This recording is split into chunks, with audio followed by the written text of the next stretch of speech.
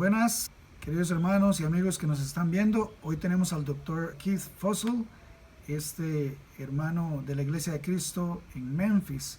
Él trabaja en psicología, así que vamos a estar hablando con él. Keith Fussell, God bless you. Welcome. Thank you. How is your Spanish? I was going to ask. Solamente un poquito. Muy bien, muy bien. Un poquito de español habla el hermano. Hoy queremos hacerle una pregunta al hermano Keith, primero para comenzar en lo que él trabaja, que nos diga un poco acerca de que él trabaja. So the first question is about your, what you do. Can you brief us a little bit about what you do? Yes.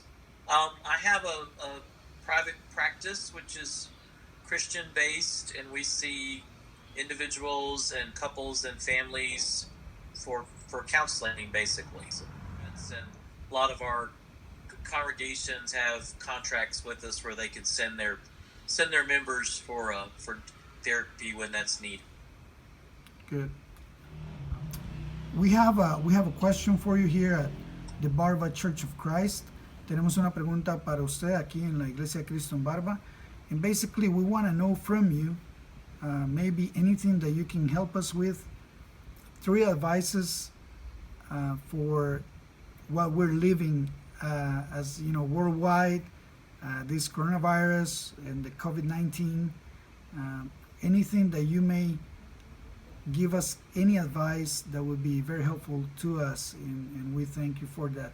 Si tiene 3 consejos, queremos pedirle 3 consejos que tenga para nosotros en la situación que estamos viviendo de manera mundial con el coronavirus, con el COVID-19, y que puede ser de mucha ayuda para nosotros. 3 consejos. Okay. Well, it sounds like the coronavirus is very similar in Costa Rica to what it is here, so that gives me a good frame of reference. The first thing I would say is don't overdo the news reports.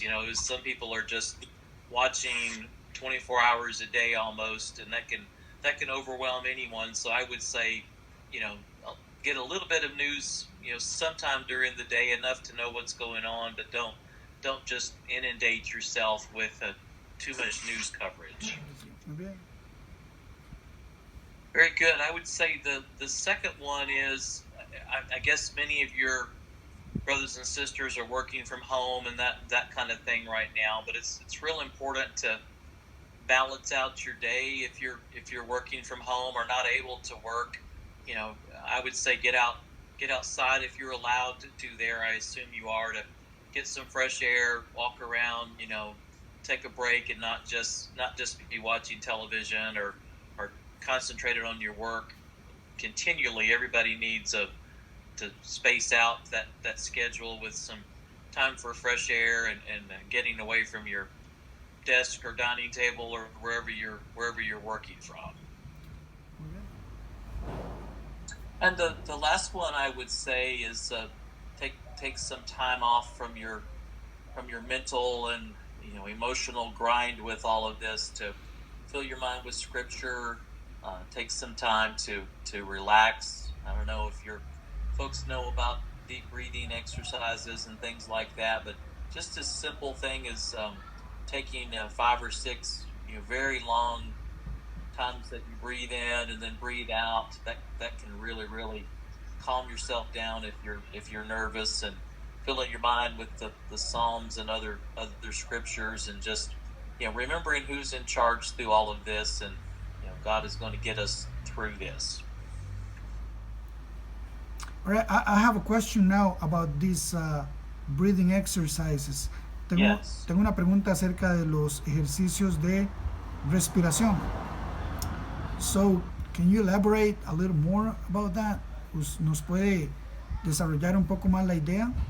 Expandir la idea. It sounds more complicated than it really is. It's really very, very simple. They make some little apps, training apps for smartphones that I don't know if they're in Spanish. I haven't checked that part out. But all you really do is, I will sort of demonstrate. You just take a long, deep breath in,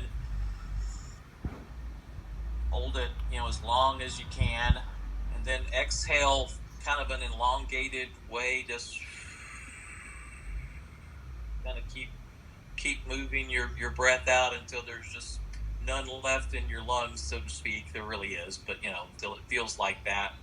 If you do that 3 or 4 times, just as long as you can, it's amazing how relaxed you'll feel after doing that. That's a part of mindfulness and all of that school of psychology, as far as learning to relax and kind of slowing down for what's really important in life. And I think God's very pleased with that. So I'm happy to recommend that, and I think it can be a powerful tool.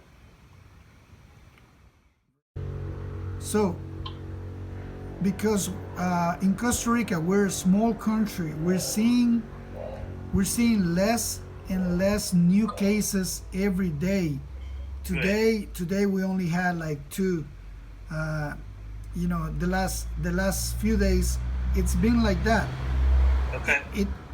It was like 19 or 13 new cases, but in a 5 million people country is now supposed to be only like 1-2 new people, from what we know, from what the authorities are telling us, and these numbers are encouraging to us.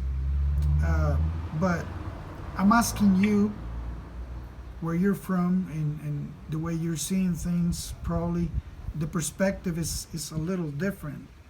Mm-hmm. How does a Christian cope with the news not being so encouraging? Yeah, I mean, we gotta remember, this world is not our home. We're just here temporarily, and God is in charge.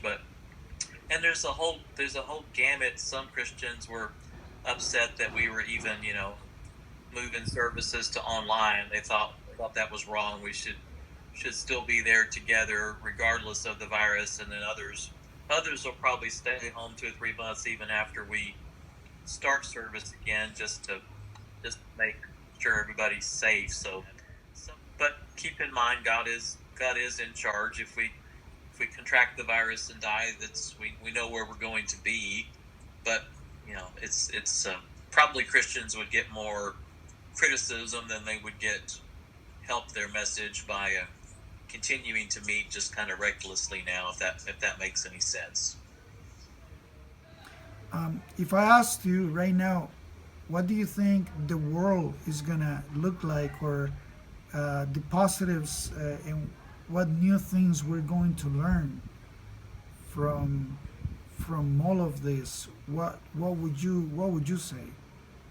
I'm hopeful that it will be a revival of sorts, if you know that term. When we're all back at our church buildings. That was actually the subject of our message this morning. Smith Hopkins is our minister. I don't know if you know Smith, one of them, him and Garrett Best, but he had a very powerful sermon from Acts about the persecution the Christians were experiencing, but how that didn't slow them down, and they were kind of picked up where they were. And I hope it'll be a sense of renewal and renewed interest in the Lord, because of kind of everybody's been made to slow down long enough to kind of think about what's really important. And I'm hoping that'll have that effect. I'm optimistic that that's going to be the case. Hopefully. Yes, sir. Hopefully. And I would say Smith has done a whole video series called Light in the Darkness. But if you look on olivercreek.org is our church. There's one on anxiety. There's one on bad habits that could be coming up during the pandemic. I'm blanking out. Parenting. There's one on parenting, with having your kids in your house all the time. So there's some helpful videos there that I would refer you to. I know Gareth Best very well. Mm-hmm.